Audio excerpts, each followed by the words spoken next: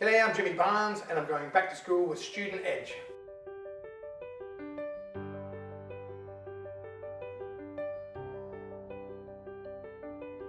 Hi, I'm Simon Morato, and today we're going back to school with Jimmy Barnes. Whew, who would have thought? Jimmy, thanks so much for chatting with us. My pleasure. You have far too many musical accomplishments to name, but now you're also a hit author. It's a great shock. I wrote this book because I had a story I had to sort of get out of me, but the fact that it's become sort of a bestseller is really great. No, it's fantastic, and Working Class Boy is the book.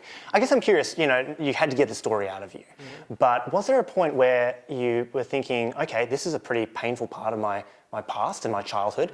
Were you hesitant about kind of letting people into that side of you? Well, that was always there. I mean, why it's taken 60 years to write a book is because these are stories that I've never spoke to anybody about.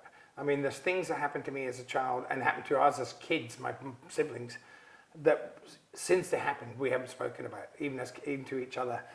So this is all pretty dark stories. And there's a few things actually in the book that I hadn't even remembered myself, that my mind had blocked, and I just, but something stimulated it. I suddenly felt the need to get these stories out and I sort of likened it to like a wound. If you just keep it hidden in the dark, it doesn't get any better. These things in this book have caused me pain for my whole life, and have caused me a lot of problems. The way I behaved, the way I coped or didn't cope with the issues. That's probably, unfortunately for me, a lot of the way I didn't cope with a lot of these issues has been on national television for most of my life. What a way to cope. But it's okay. Because I'm glad to get this out now. Well, early on in the book, you do say that you felt like you were running away from this time. Now you've kind of stopped, turned around, and confronted it. I mean, how does it feel to be on the other side of that? Well, it's good. It's good. When I wrote the book, I sort of stopped and started facing up to stuff. Actually, doing all this press and talking to people about the book, I feel like I'm charging back at it now. I'm running at it. I think it's good. I think you can spend your life running. It doesn't matter what you're running from, whether it's metaphorically or physically running. But eventually, stuff's going to catch up with you. If you spend your life running, I was running from fear and shame and pain, and I'm saying in the book I was running from hope by the end of the book. And so when you actually when you stop and face it, it's really not half as hard as I thought. It's much harder to keep running, and it was much more dangerous to keep running, because that's you hear about people committing suicide, or people having accidental death by drinking and all that sort of thing, and that's what happens when people are running away. These are the results of running from fear and shame. So I've stopped running. Your dad was a prize fighter. Did he want that life for you, or was part of coming to Australia to put you on a different path?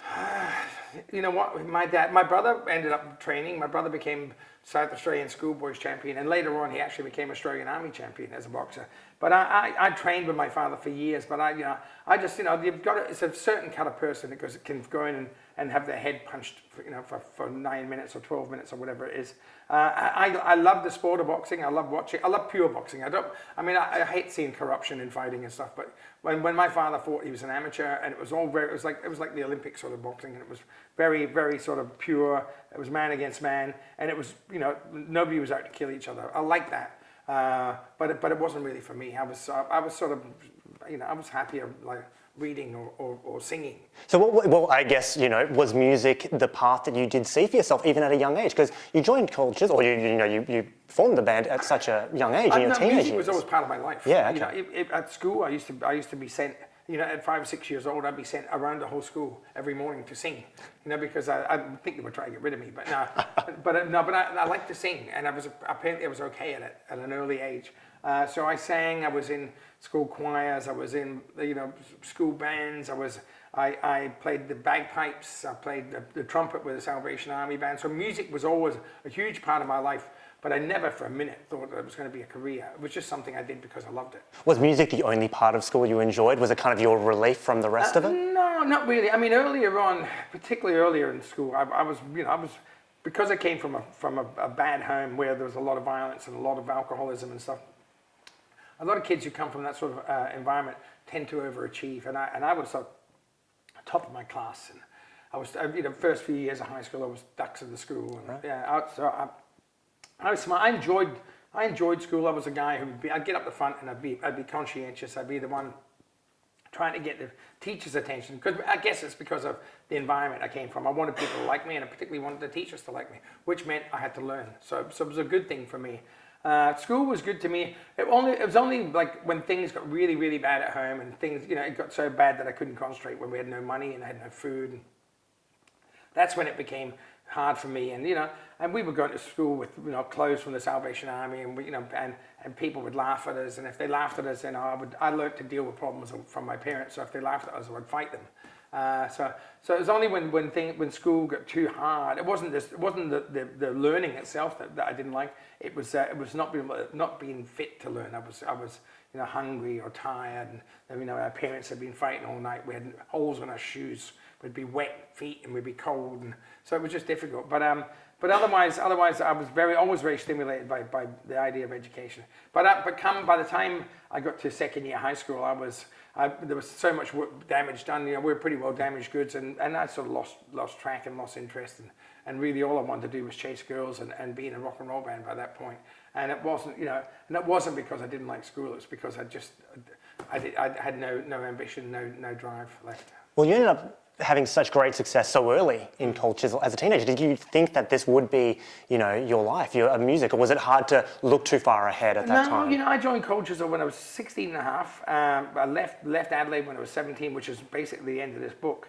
And then we went around and we played, for 4 years constantly all over the country. We played everywhere. We got to the point where we were doing 8 shows a week, playing every night of the week, and we ended up, we couldn't get arrested, but eventually we got a deal, and music became, in that process of working every night, learning our craft and learning how to write songs, we got to the point where we became really, music was the most important thing in our lives, and that's when music became very serious to me. Even then, I didn't make music to make money. I made music because I needed to do it, and because I wanted to sing. I wanted to share something with an audience. I wanted to take people on a journey. I wanted to make people to watch our band and escape from the troubles. So it wasn't until much later that really, once you have a success, like when we had a hit record that was just 2 records in, then people going, oh, the pressure's on you to make a better record. But pressure's always on you to make better records. We just wanted to be a better band. It wasn't really just about making money, And it was an escape for you as well? It was all, music was always an escape for me. I could run away in my head. In the end, I was running away by drinking way too much, and that's where it became dangerous. But music always took me on a journey, and always took me away from what was hurting me, and But in saying that, all the stuff that I wrote about in this book, although they're not, people ask me if these stories are in songs, they're not really. But I look back in it now and I can see that these emotions are in every song I've ever sang. When I'm singing, if I have to access the emotion of the feeling of fear, I go back into myself to where I was. If I have to go back to love, I can go back to when I was a child and seeing my parents. If I have to go back to anger, I can go where my family's breaking up. And I'm sure I've accessed these emotions, and these emotions have made me a better singer because I've used them. Yeah. Well, it's kind of the old trick that actors do of sense memory and pulling. Yeah, but I did this unconsciously. Because sure. I never ever wanted to think about this stuff. But the reason I think people connected with me as a singer just because I was a raw nerve.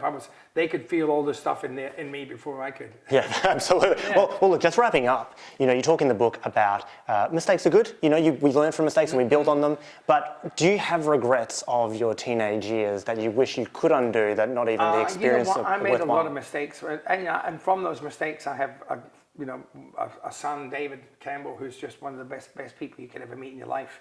It's hard. There's things I've done wrong. There's things I wouldn't like anybody else to go through. That I wouldn't put my kids through what I went through. But everything takes you to where you are. And no matter how many mistakes you make, if it takes you to a place where you're happy, then it's good. I think you have to learn from mistakes. It took me a while to start learning from my mistakes. I made them over and over and over, and eventually I started to learn from them.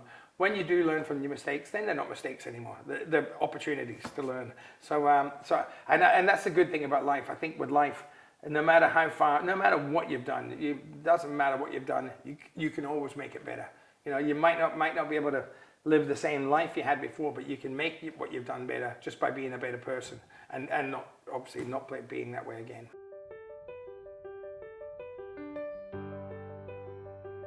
Hey everyone, if you enjoyed that video, subscribe to our channel on YouTube or find more of our stuff at studentedge.com.au.